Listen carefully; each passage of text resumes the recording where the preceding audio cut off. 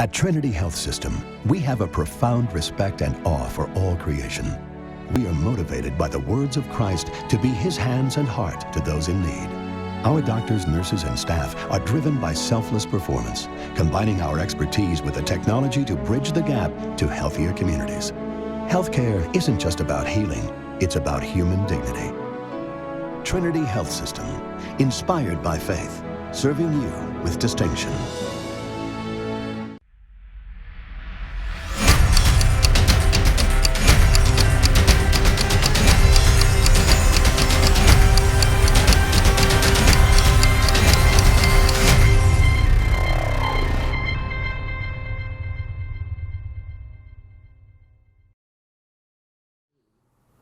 We're back for another edition of the Star Sportscast, brought to you by the Herald-Star and the Weirton Daily Times, sponsored by Trinity Health Systems. My name is Matthew Peasley, and welcome into Week 9 of the high school football season.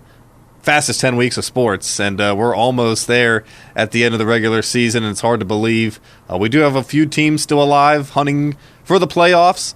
Some teams are a sure thing for the playoffs, and we're going to start off with that. One of those teams, Big Red. Steubenville Big Red is playing on a special Thursday night, tonight, at Harding Stadium against St. Clairsville. You might remember last year this was a really highly anticipated game down in Belmont County when Steubenville traveled to St. Clairsville last year. Two of the top teams in our area. That still seems to be the case. Two of the most consistent programs in the Ohio Valley in the OVAC. But this year, St. Clairsville comes to Harding Stadium with a 3-5 record. Meanwhile, Big Red is 7-1 on the year.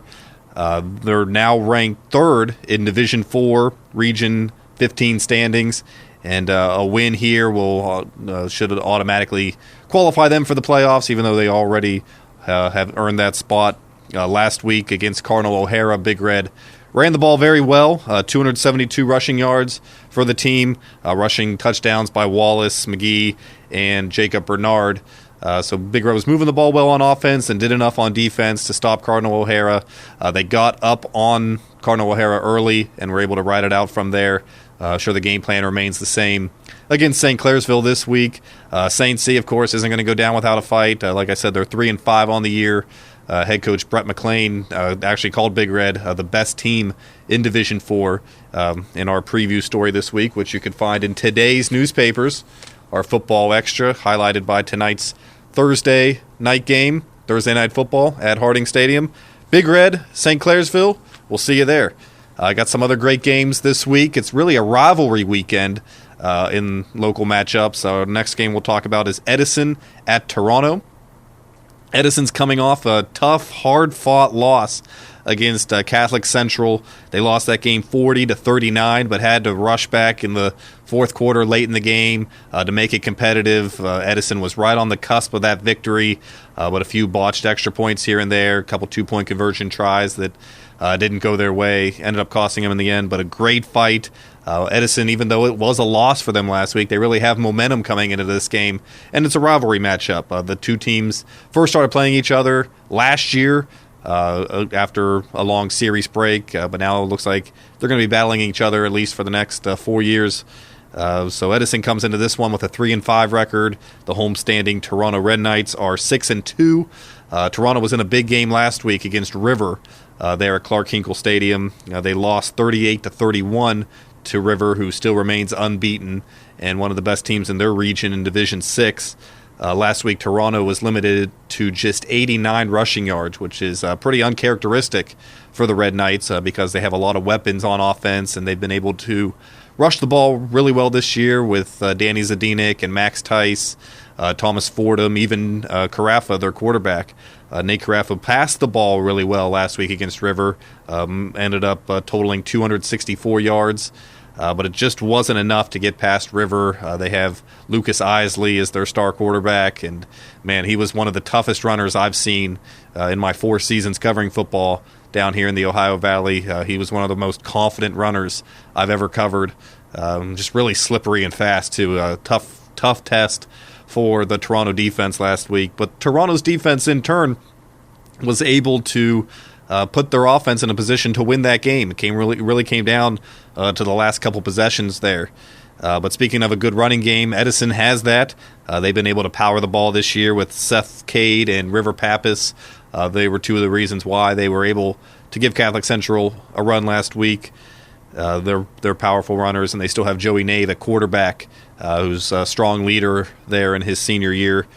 Toronto is now 7th in the Division 7 Region 25 standings, so this is really a must-win game this week and next week at Madonna.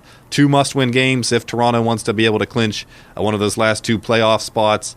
They're going to need some other help in there, but they should be securely in the postseason with 2 more wins to close out the season. Another game, big one, South Range at Indian Creek. Kettlewell Stadium is going to be packed on Friday night for this big matchup. 2 teams that are both 7-1. South Range is 7-1, and their only loss is an overtime loss to their fellow inner tri-county rival Springfield in overtime. That was back in Week 6.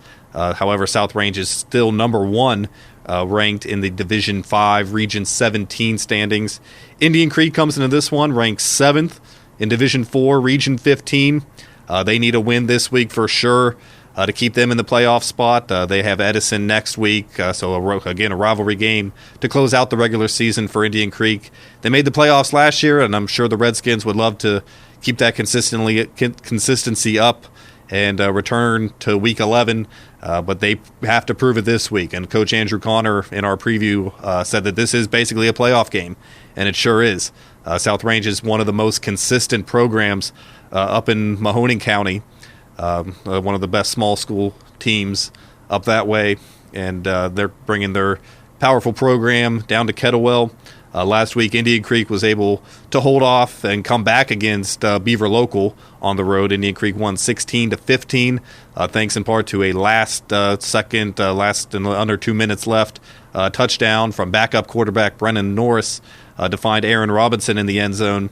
Greg Wade was a little bit banged up later in the game in that one, so he might be coming back. But Wade and Norris look to be a 1-2 punch for Indian Creek, along with Robert Coppa on offense and their strong defense, which has won them games. And all the shutouts Indian Creek has had this year is thanks to, in part, to their great defense. This is probably going to be a defensive battle, South Range and Indian Creek. So it's going to be a good one out there, probably in front of a packed house. Another game we got, Oak Glen at Buckeye Local. Oak Glen is 1-7. Buckeye Local is 0-8. What's kind of unique about both these teams, they obviously haven't been able to find their footing just yet on the season, but they're both going to be fighting for pride here at the end of the season, maybe get some of the younger guys some work as they both try to build their programs back up. Led by 2 first-year coaches, Ted Arnaud for Oak Glen and John Holman for Buckeye Local. They both lost last week, but they both had strong passing games last week. Buckeye was able to score 2 touchdowns against East Liverpool, and Danny Kalarick, their quarterback, went over 100 yards passing. Oak Glen's only score last week against Harrison Central was a long 72-yard touchdown pass from Lance Collins to Chase Crego. So they might be airing it out this week. This game's going to be played down in southern Jefferson County. Another game we have, Harrison Central at Riverview. Harrison is one of those other bubble teams that could go either way in the playoffs. 2 very winnable games for the Huskies, led by Coach Justin Kropka. This week they have Riverview, who is winless at 0-8, and in Week 10 they have a rivalry game with Buckeye Local. So 2 must-wins for Harrison as well if they want to be able to retain that 8th spot and hold on. They are number 8 in Division 5, Region 19, with a 5-3 record on the year. They were able to get Tyler West, their top running back in game action last week against Oak Glen. With West and Damon Carpenter, the Huskies really have 2 of the best running backs in our coverage area. So they're going to be unleashed, I'm sure, in this game at Riverview. A couple other games, another rivalry, Weir and East Liverpool. So Weir's heading up north, up along the Ohio River to take on East Liverpool. Weir is 6-2 and rated number 12 in the Class AA West Virginia standings. Last week in a big win, Cody Henrietti scored 4 touchdown runs, and Henrietti accounted for 223 of Weir's 420 rushing yards. So they're going to be pounding it out again against East Liverpool. East Liverpool earned a nice win over Buckeye Local. They are now 3-5 on the year after last week's win, but they're going to be playing without one of their top players in Austin Mayfield, who was called for a targeting hit in last week's game, so he was ejected and looks to be suspended for this game. It's an unfortunate blow for East Liverpool because not only is he one of their top players, he's a great leader for Josh Ludwig's crew and East Liverpool. So good tune-up for Weir to finish off the season with 2 more games left before they hope to make it back to the playoffs for a third straight year. We also have Brooke heading on the road to Buchanan Upshur. Brooke earned her first win of the season last week. They're now 1-7 on the year. They beat John Marshall 50-31. They were able to get Gage Yost back, their sophomore quarterback, threw for 400 yards. So that's a great welcome back for him and the Bruins. 18 of 30 passing as the Bruins were able to pull out a nice win. Buchanan Upshur is 4-4 on the season. We have one game on Saturday, another rivalry.